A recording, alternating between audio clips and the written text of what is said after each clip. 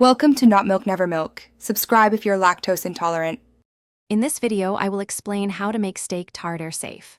First, always start with the freshest, highest quality beef you can find, ideally from a reputable butcher who understands your intent. It is crucial to keep the meat very cold at all times, from storage to preparation, to inhibit bacterial growth. Also, ensure all your cutting boards, knives, and bowls are thoroughly cleaned and sanitized before you begin. Once you have your cold beef, carefully trim away any fat or sinew. These parts can harbor bacteria and affect the texture. Mince the beef by hand into very small, uniform pieces using a sharp knife. This method helps maintain the meat's integrity and keeps it colder than using a machine. Work quickly to minimize the time the meat spends at room temperature. When adding other ingredients, always use pasteurized eggs to ensure safety, as they are not cooked.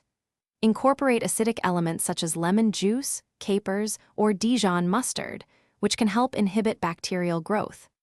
Mix all your ingredients together thoroughly, but gently, ensuring everything is well combined.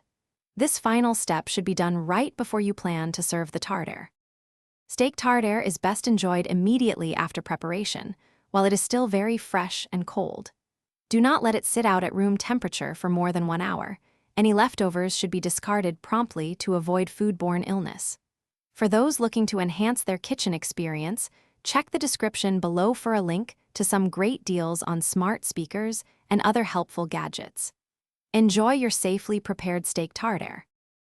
Thanks for watching. If this was helpful, leave a like and consider subscribing. See you next time.